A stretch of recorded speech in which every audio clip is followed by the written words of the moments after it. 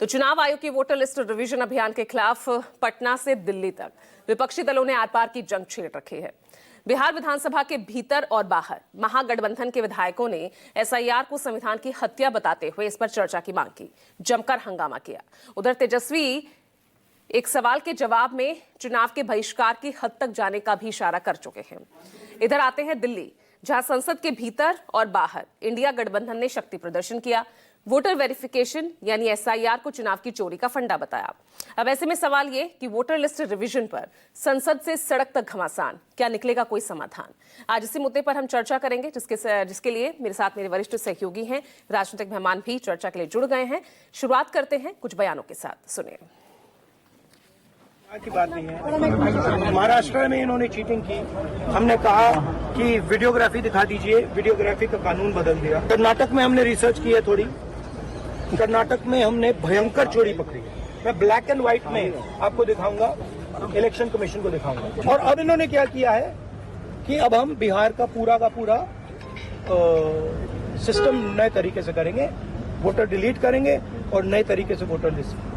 हिंदुस्तान में इलेक्शन चोरी किए जा रहे हैं, ये रियलिटी है हिंदुस्तान। पक्ष एक तरीके से इस पर भी आपस में बातचीत कर सकता है कि चुनाव का आप लोग बाइकआउट कर दें कि भाई अपने खुद से लड़ो और जो करना है। नहीं, हो सकता है, इस बात पे भी चर्चा हो सकती है।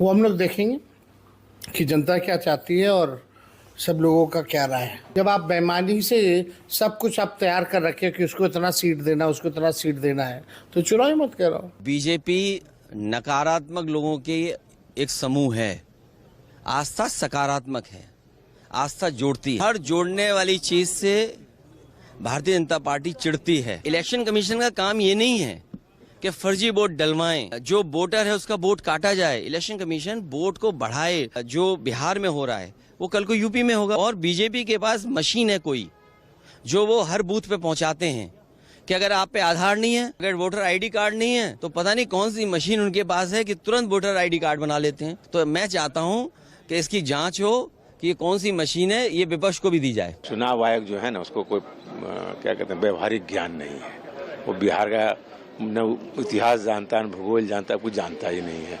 ये बरसात के दिन में, जब खेती का दिन चल रहा है, आदमी को हमको कागज पत्र जुगाड़ करने में 10 दिन लग गया। मेरा बेटा अमेरिका में रहता, कैसे साइन करेगा 1 महीना के अंदर में? ये तो कोई व्यवहारिक है कि जबरदस्ती हम लोग पर थोप दिया। अरे कराना था तो 6 महीने का समय देता, पहले से करा लेता। ये तो एकदम कैसे होता है ना, कोई तुगलकी फरमान है चुनाव आयोग। पार्टी को खिलाफ का क्या बयान है? सच्चाई यही है। अब सच्चाई भी नहीं बोल पाए, एमपी बने काहे के लिए? ये दादागिरी कर रहे हैं। जहां तक एसआईआर का है, बिहार में भी गुंडागर्दी हुआ विधानसभा के अंदर। यहाँ भी ये अराजकता फैला रहे हैं, आने वाले सांसदों को रोक रहे हैं। जानबूझ करके भरम और अराजकता फैलाने की कोशिश विपक्ष कर रहा है। पार्लियामेंट को बंधक बनाना इनका मकसद है। बहस क्यों नहीं करते?